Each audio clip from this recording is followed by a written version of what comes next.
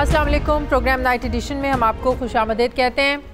EVM हुकूमत हो या अपोजिशन, दोनों के यहाँ इलेक्ट्रॉनिक वोटिंग मशीन के ही आजकल चर्चे हमें नज़र आ रहे हैं। हुकूमत ईवीएम के गुन गाते थकती नहीं है और अपोजिशन ईवीएम की खराबियां बताते हुए नहीं थक रही है। कल होने वाले मुश्तरका इजलास में हुकूमत ने इत्तेहादियों के साथ मिलकर अपनी मर्ज़ी के करीबन 33 क़वानीन पास करवाए हैं। इन क़वानीन में जो सबसे अहम था वो है इलेक्ट्रॉनिक वोटिंग मशीन और ओवरसीज़ पाकिस्तानियों को वोट डालने के हक़ का बिल है, कि जिसके ख़िलाफ़ अपोजिशन ने अब महाज खोलने का ऐलान किया है।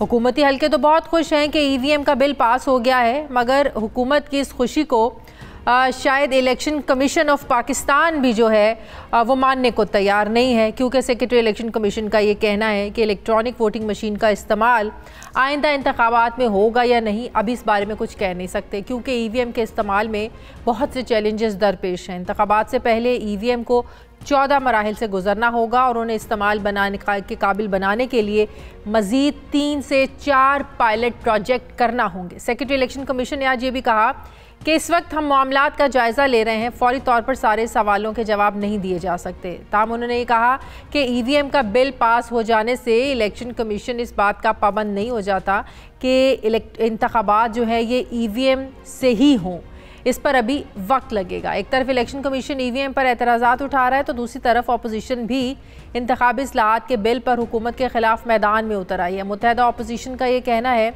कि रूल्स 10 के मुताबिक हुकूमत जो है ये 222 अरकान पूरे करने में नाकाम रही है। आज अपोजिशन रहनुमाओं ने एक मुश्तरका प्रेस कॉन्फ्रेंस की, जिसमें नून लीग के हसन इकबाल ने कल पास होने वाले हुकूमती बिलों की मुखालिफत करते हुए इन्हें मुस्तरद किया। क्या कहा हसन इकबाल साहब ने, ज़रा देखिए। हुकूमत ने जो कवानीन बुलडोज किए हैं ये गैर आइनी हैं, गैर कानूनी है, और पाकिस्तान में जो अगला इलेक्शन है वो उन्हीं कवानीन के तहत होगा जिन पर सब स्टेक होल्डर्स का इत्तफाक होगा। चूँकि पाकिस्तान एक और मुतनाज़ा और एक कंट्रोवर्शियल इलेक्शन का मुतहम्मल नहीं हो सकता। अब हुकूमत, अपोजिशन और इलेक्शन कमीशन के मामलात एक तरफ हैं। अब सवाल ये है कि क्या इस बात का तखमीना लगाया गया है कि एक पोलिंग स्टेशन पर कितनी ईवीएम मशीनों की ज़रूरत होगी और पूरे पाकिस्तान में कितनी मशीनें चाहिए होंगी। मशीन में किसी भी किस्म की तकनीकी ख़राबी पैदा होने की सूरत में मुतबादिल क्या तरीक़ाकार अपनाया जाएगा। मैं बात करूंगी, मुझे ज्वाइन कर रहे हैं पाकिस्तान पीपल्स पार्टी के सीनियर रहनुमा हैं, माहिर क़ानून हैं, बैरिस्टर चौधरी एतजाज़ एहसन साहब। अस्सलाम वालेकुम, बहुत बहुत शुक्रिया चौधरी साहब आपका। चौधरी साहब, सबसे पहले तो मुझे ये बताइएगा कि ईवीएम और ओवरसीज़ को वोटिंग का हक़ मिलने से क्या इलेक्शन कमीशन इस बात का पाबंद हो गया है कि इंतखाबात इसी तरीक़ेकार से होंगे, इसके मुताबिक ही होंगे जो कल बिल पास हुआ है? वोटिंग मशीन का तो चूँकि उन्होंने बराह रास्त और बड़े वाज़ेह अंदाज में लिख दिया है, वो तो इसी तरह का होगा। और जो इलेक्शन कमीशन है वो पाबंद है उस कानून की या उस तरीक़ेकार की जो कि पार्लियामेंट वज़ा करती है और नाफिज करती है। इलेक्शन कमीशन अपना नहीं कोई मुतज़ाद फार्मूला या ज़ाब्ता या तरीक़ेकार, तरीक़ा अमल बना सकती। अब रही ये बात कि क्या ये मुमकिन है कि इतने अरसे में 1.5 साल, इसमें मैं बाद में बात करती हूँ, वक्त की मैं बाद में बात करती हूँ। इसका मतलब ये हुआ, आप ये कह रहे हैं कि मशीन में कोई टेक्निकल फॉल्ट है, मशीन हैक हो सकती है या उसका सॉफ्टवेयर हैक हो सकता है। इन एतराज़ात के बावजूद अगर ये सब बातें एग्जिस्ट भी करती हैं उस मशीन के अंदर, उसके बावजूद भी इलेक्शन कमीशन पाबंद है कि उसने ईवीएम के जरिए इंतखाबात कराने हैं, उसको सवाल उठाने का कोई हक नहीं रहा अब, क्योंकि पार्लियामेंट ने बिल पास कर दिया है। देखो शादिया होना क्या है, मैं आपको बता देता हूँ। इतना इसमें गैर यकीनी चीज़ नहीं है। होना ये है कि ये मशीनें कोई 1 लाख 2 लाख जितनी चाहिए होंगी वो मुहैया नहीं कर सकते वोटरों को भी और इलेक्शन स्टाफ सारे को, जो उसके पूरे रमूज से उसमें अगर डिफेक्ट आ जाए, बैटरी उसकी डाउन हो जाए, बिजली बंद हो जाए, वो सबको कैटर कर सके। ये ज़रूर है कि दुनिया ने भी और पाकिस्तान ने भी मशीनों की तरफ जाना है, मशीनों की तरफ, बिल आखिर मशीनों से ही वोट होना है। पर क्या 2023 में ये हो सकेगा? तो 2023 में ये नहीं हो सकेगा।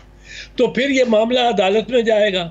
अदालत इसके बारे में मेरे ख्याल में ये फैसला देगी कि 2023 का इलेक्शन बावजूद आइन में तरमीम के या कानून में तरमीम के, आइन में तो तरमीम की जरूरत नहीं, कानून में तरमीम के, ये इलेक्शन चूंकि आइन कहता है कि 5 साल में ही होने चाहिए, आइन की मियाद ख़त्म हो गई, आइनी मियाद पार्लियामेंट की या ख़त्म हो रही है, और कोई तरीका ही नहीं है कि वोटर्स को भी और जो स्टाफ है, वो एक प्रिजाइडिंग अफसर और एक असिस्टेंट प्रिजाइडिंग अफसर, उसको भी ये इस पे पूरी महारत हो मशीन पे, तो उतनी मशीनें आ ही नहीं सकती।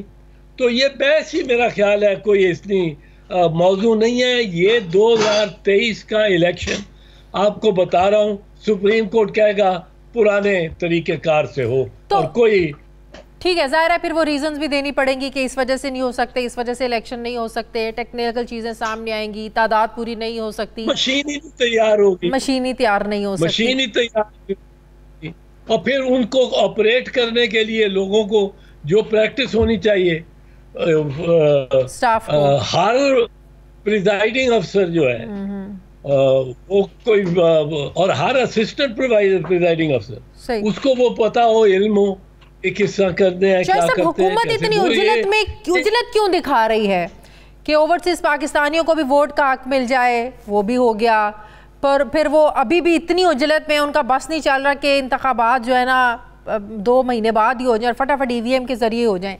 कोई फ़ायदा लग रहा है हुकूमत को इसमें, या वाकई हुकूमत चाहती है कि धांधली का जो है ना वो खात्मा हो? देखो शादिया, एक चीज़ मैं बता दूं, हुकूमत का तो समझ आती है कि क्यों उनको ये जल्दी है, क्यों जल्दी है, यही तो पूछ रही हूँ आपसे, आप बताएं। मैं अर्ज कर रहा हूँ ना, उसकी तो समझ आती है कि क्यों जल्दी है, मैं बताता हूँ आपको। और वो ये बुनियादी तौर पे जल्दी ये है कि ईवीएम अगर 2028 के मिसाल के तौर पे ईवीएम पे हुए इलेक्शन और जाएगा ये इलेक्शन प्रोसेस मशीन की जानिब, ये दुनिया के का असूल है कि अब तरक्की की जानिब जाना है। ये वो अंगूठा छाप और ये ख़त्म हो जाना है। 2023 में नहीं होना, हो ही नहीं सकता, लेकिन 2028, 2032, 33 के तहत ये बिल्कुल ये नया आ जाना चाहिए।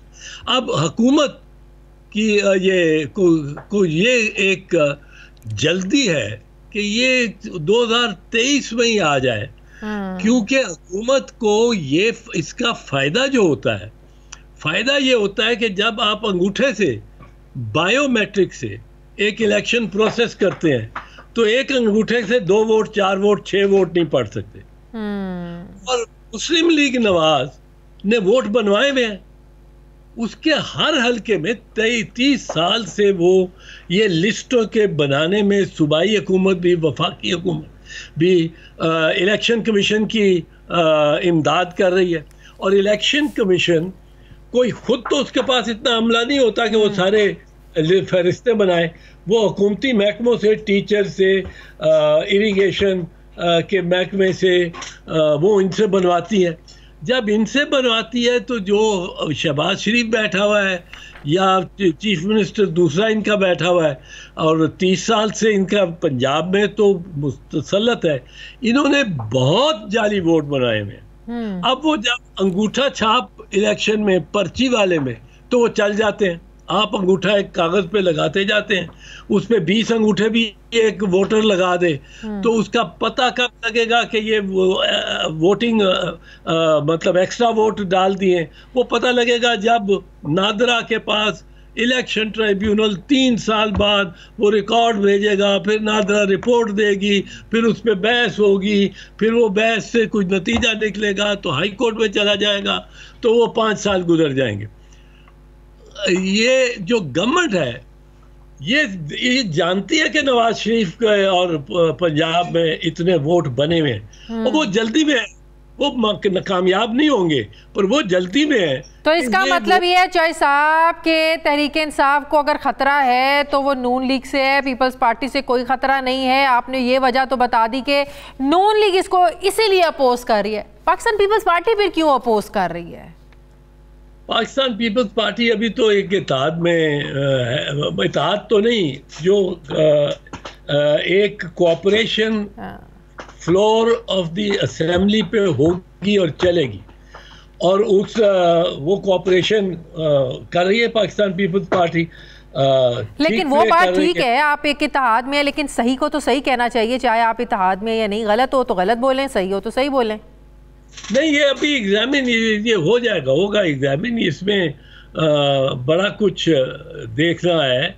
अच्छा चौधरी साहब, एक और कानूनी नुक्ता जो कल बिलावल भुट्टो ने भी उठाया, पाकिस्तान पीपल्स पार्टी ने उठाया कि 222 अरकान होने चाहिए थे हाउस में इस बिल को मंजूर करने के लिए। ये रूल्स ऑफ बिजनेस के खिलाफ है। अब आइन में तो ये है कि अक्सरियत होना ज़रूरी है।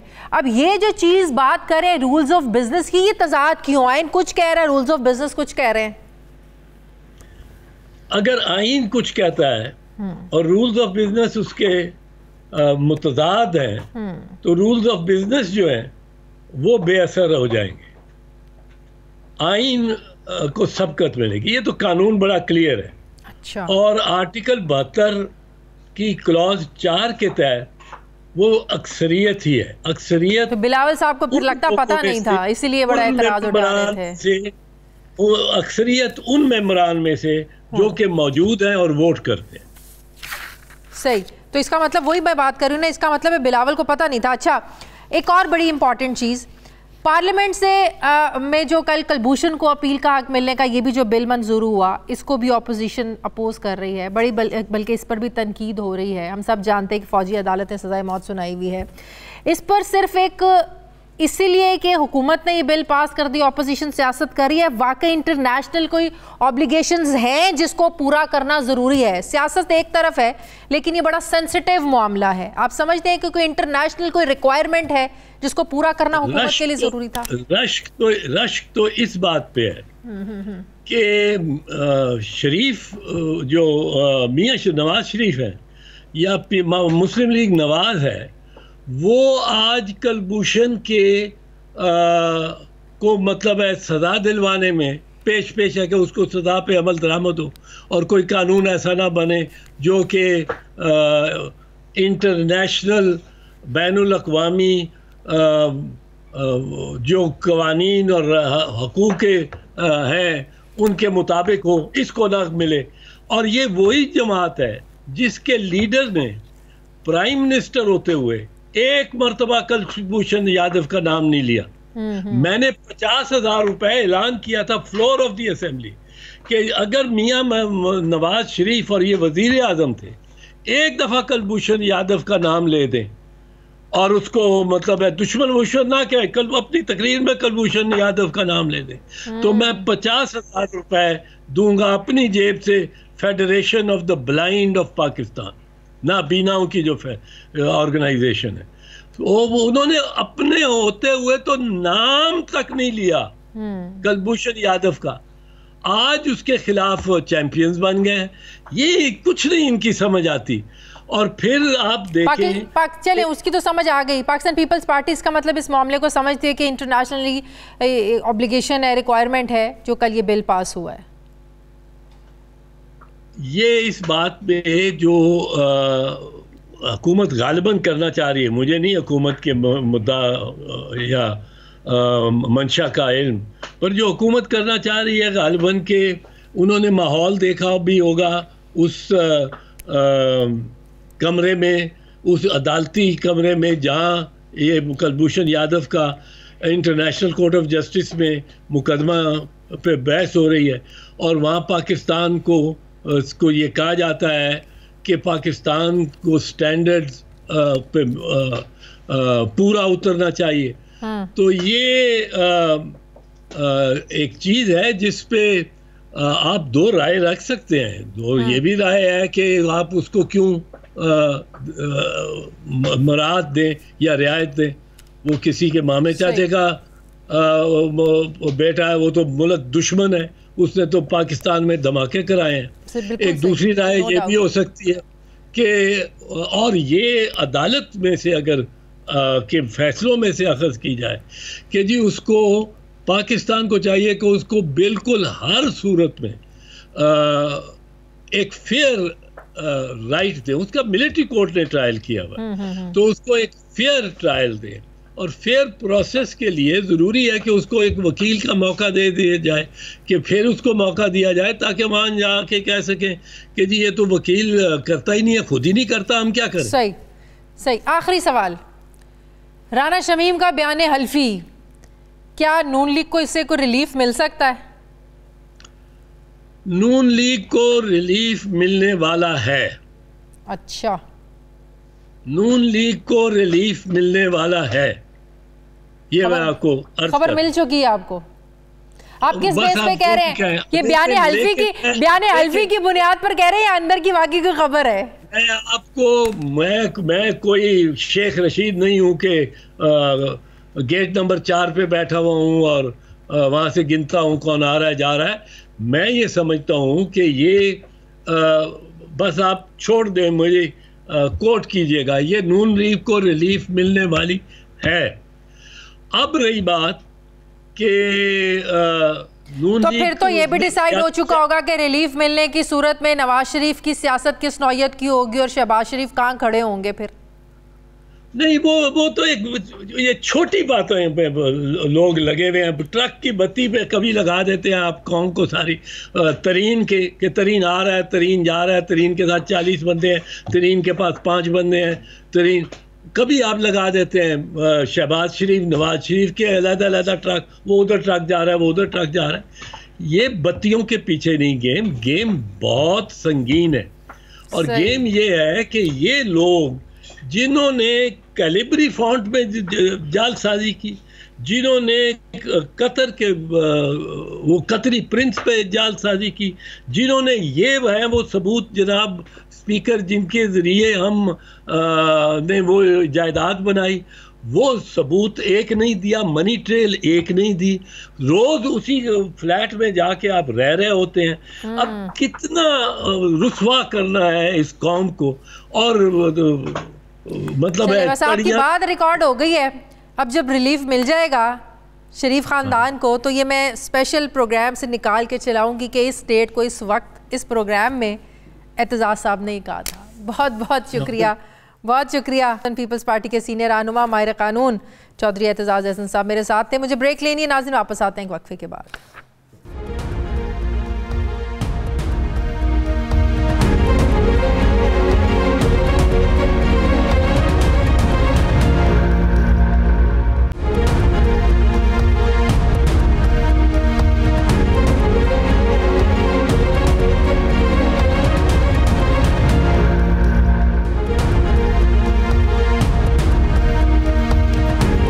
एक बार फिर से आपको खुशामदीद कहते हैं नाज़रीन। वज़ीर मुमलिकत बराए इत्तलात फ़ारूक हबीब साहब मुझे ज्वाइन कर रहे हैं। अस्सलाम वालेकुम, बहुत बहुत शुक्रिया फ़ारूक साहब आपका।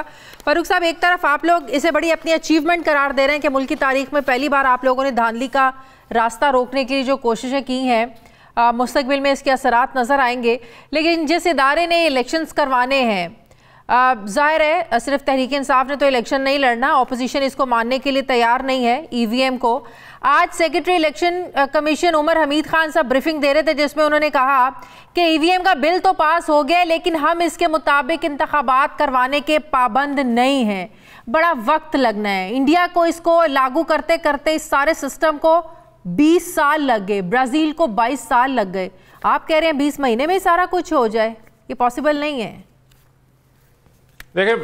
देखें बात यह है, बुनियादी तौर के ऊपर आपने अगर कोई एतराज़ उठाना हो तो आप बेशुमार एतराज़ात उठा सकते हैं। हमारे नज़दीक क्या अहमियत है, पहले तो ये क्लैरिफाई कर देना। हमारे नज़दीक अहमियत है साफ़ और शफाफ इंतखाबात, हर इलेक्शन के बाद जो है वो धांधली का शोर मच जाता है। इसका मतलब ये है कि मौजूदा जो सिस्टम बैलेट पेपर का राइज है उस सिस्टम के अंदर नकाइस शामिल हैं। 15 लाख वोट 2018 के इंतखाबात के अंदर मुस्तरद हो गए, डबल स्टैंप होने की वजह से, बैलेट पेपर के पीछे साइन ना होने की वजह से।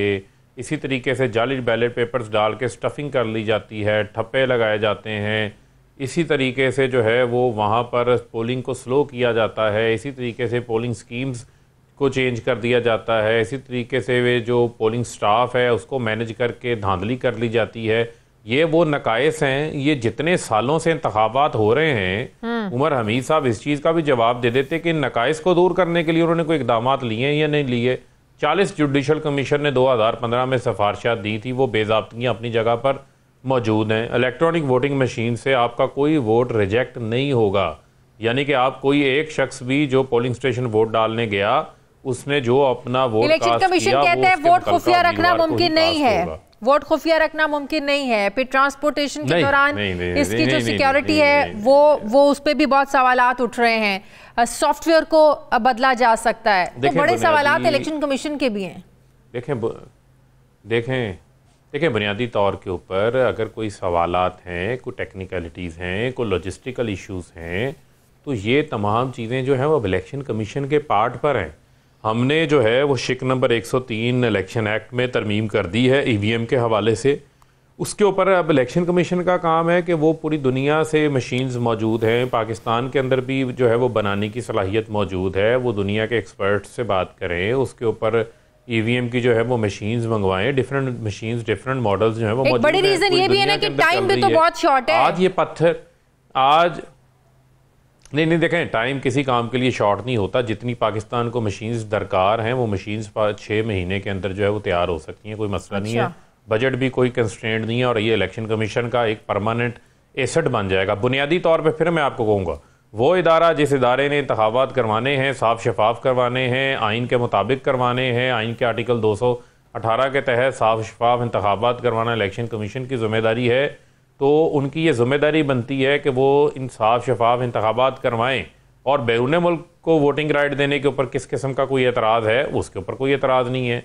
2012 में मरियम सफदर ने ट्वीट की हुई है, शहबाज शरीफ ने ट्वीट की हुई है, हम ओवरसीज़ को वोटिंग राइट देना चाहते हैं। जब अमली तौर पर वज़ीर आज़म इमरान खान काम करने लग गए, उस पर उन्होंने रुकावटें डालना शुरू कर दी कि इस बिल को पास करवाने से पहले आप लोग तो बड़े अरसे से कोशिशें कर रहे हैं, आप लोग तो शुरू से चाहते हैं कि इलेक्ट्रॉनिक वोटिंग मशीन के जरिए इंतखाबात करवाए जाएं, तो क्या ये बेहतर नहीं होता कि इस बिल को पास करवाने से पहले, लाने से पहले एक ज़बरदस्त किस्म का पायलट प्रोजेक्ट हो जाता, ताकि सबको उनके सवालों के जवाब मिल जाते। अगर वाकई में कोई टेक्निकल फॉल्ट्स होते, बड़े ज़िमनी इंतखाबात भी हुए, बार्स के इंतखाबात होते हैं, अभी लोकल बॉडीज़ के होने हैं, चले अब तो आप कोशिश कर ही लेंगे, लेकिन बिल पास करवाने से पहले आपको नहीं चाहिए था कि इसका एक पायलट प्रोजेक्ट करवा लेते?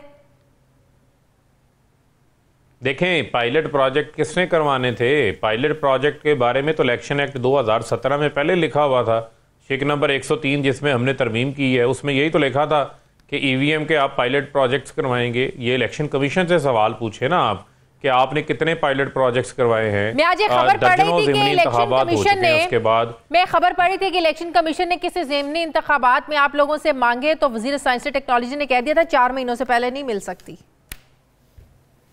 नहीं, ये कोई खबर दुरुस्त नहीं है। किसी ज़िमनी इंतखाब में मांगे, मामला ये है, फिर मैं आपको ये कहूँगा कि ये इलेक्शन एक्ट 2017 में ऑलरेडी मौजूद थी। ओवरसीज़ को वोटिंग राइट देने के हवाले से, ईवीएम के इस्तेमाल के हवाले से पायलट प्रोजेक्ट्स करने थे।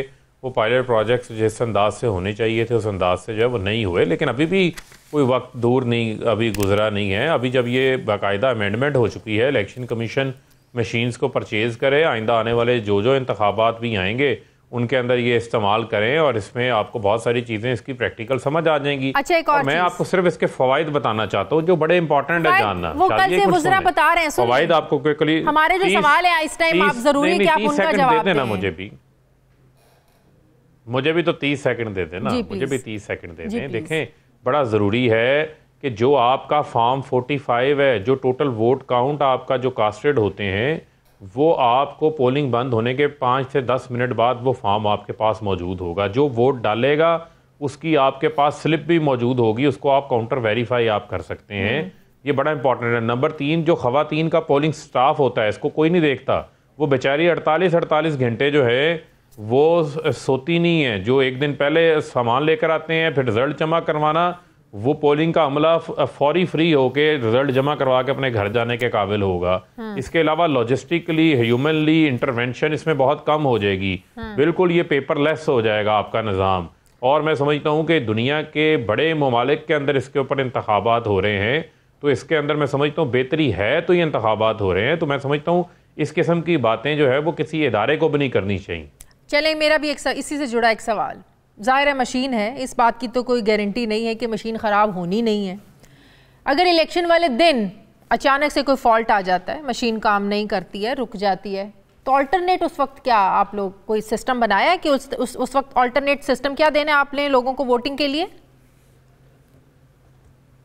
देखें, बुनियादी तौर के ऊपर फिर मैं आपको ये कहूँगा कि जब आप मशीन की बात कर रहे हैं तो ये कुछ सिस्टम नहीं है इंटरनेट से जुड़ा हुआ कि एक जगह से बैठ गया तो सारी मशीनें बैठ जाएंगी। है तो मशीन सुन लेना, एक मिनट, खराब हो सकती है। एक मिनट शाजिया, एक मिनट सुन लेना।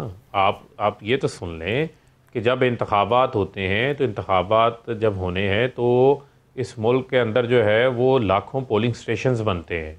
तो आप मुझे ये बताएं कि अगर किसी एक जगह के ऊपर, किसी जगह पर कोई मशीन में किसी एक जगह के ऊपर फॉल्ट आता है तो वो पूरे हलके के रिज़ल्ट पे या पूरे पाकिस्तान की रिज़ल्ट के ऊपर जो है वो उसका कोई असर नहीं आएगा। दूसरी बात ये है कि इन मशीन्स को आपने इलेक्शन से पहले आपने पूरा ट्राई टेस्ट करके वहाँ पर पहुँचानी है। दूसरा ये है कि इनका इंटरनेट से कोई ताल्लुक नहीं है, ये बैटरी के साथ जो है वो चलेंगी, बैटरी चार्ज होंगी, बैकअप बैटरी मौजूद होगी, 24 घंटे ये मशीन जो है वो बैकअप बैटरी से ज़्यादा जो है वो निकाल सकती है। ये वो तमाम टेक्निकल चीज़ें हैं जिनके ऊपर बेशुमार यही तो मैं पूछ रही हूँ कि टेक्निकल चीज है ना, तसल्ली करवाई जा चुकी है। चलती चलती मशीनरी खराब हो जाती है। एक चीज आप मार्केट से लेके आते हैं मशीनरी, घर आके आप ऑन करते हैं तो वो चलती नहीं है और बाद में दुकानदार भी उसको वापस लेने के लिए तैयार नहीं होता कि भाई आप तो चलती हुई आप टेस्ट करके लेके गए थे। आज एक देखें, सुन लें ना जरा, सुन लें। देखें, बुनियादी तौर के ऊपर मैं आपको ये बताऊंगा दुनिया कहाँ पहुंच गई है भाई।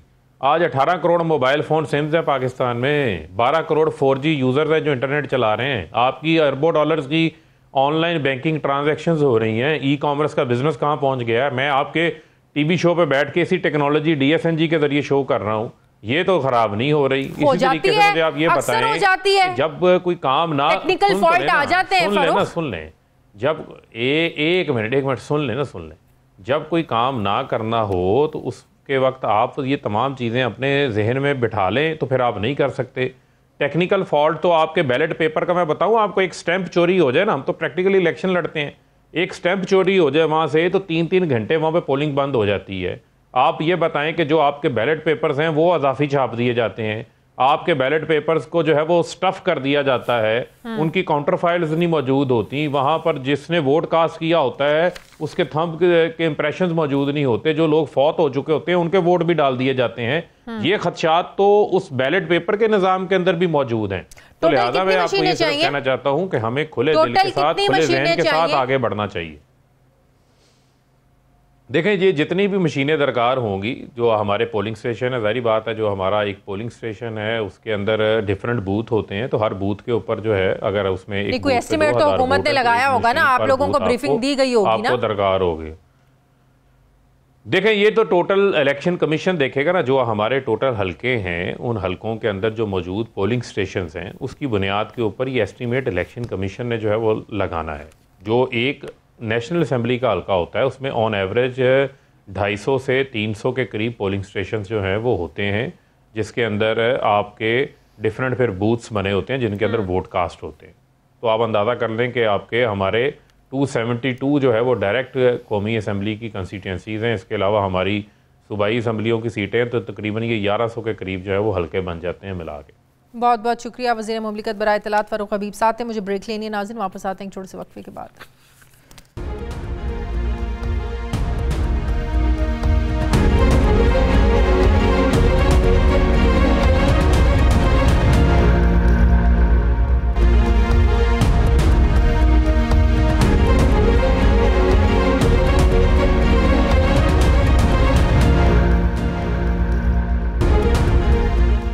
ब्रेक के बाद एक बार फिर से आपको खुशामदीद कहते हैं नाजरीन। ये 4 और 5 जून 2021 की दरमियानी रात थी। सादकाबाद की बस्ती वलाना का रिहायशी एक नौजवान 22 साल एहसान, जिसके वालिद और वालिदा इंतकाल कर चुके हैं और इसकी परवरिश इसकी खाला ने की। ये लड़का अपने दोस्तों के साथ घर से निकलता है। नौजवान के घर से निकलने के कुछ ही देर के बाद इसकी खाला को पता चलता है कि इसका भांजा, जो कि इसका बेटा है एहसान, उसे पीटीआई के एमपीए के टिकट होल्डर और मकामी वडेरे अल्लाह यार वलाना और उनके रिश्तेदार अगवा कर ले गए हैं। खाला अपने बेटे के पीछे भागी भागी वडेरे के डेरे पर जाती है कि पता करूं कि उन्होंने इसके बच्चे को आखिर अगवा क्यों किया है। तो वहाँ इस माँ को एक दिल दहला देने वाली कहानी सुनाई जाती है कि वडेरों की भतीजी और एहसान का आपस में ताल्लुक़ था और इसी शक पर एहसान और अपनी भतीजी को उन्होंने कत्ल कर दिया है। दोनों को कत्ल करने के बाद उनकी लाशें नहर में फेंक दी जाती हैं। ये दुखियारी माँ पर यह खबर जो है ये बिजली बनकर गिरती है, मगर उसे यकीन नहीं आया कि वाकई इसके हंसते मुस्कुराते बेटे को मार दिया गया है। माँ ने पूछा कि वाकई मार दिया है तो फिर मुझे अपने बेटे की लाश दे दें। इस बात पर अल्लाह यार वलाना और उसके घर वालों ने यह शर्त रखी कि लाश तब देंगे जब ये हमें यकीन दहानी आप लोगों की तरफ से करवाई जाएगी कि आप कातिलों के खिलाफ किसी किस्म की कोई कानूनी कार्रवाई नहीं करेंगे। खाला ने यह बात मानने से इनकार किया और कहा कि आप लोगों ने मेरा लखते जिगर बेगुनाह मार दिया और मुझे कहते हैं कि मैं कानूनी कार्रवाई भी ना करूं। मकतूल एहसान की खाला वहां से वापस लौटती है और फिर पुलिस की कार्रवाई शुरू होती है।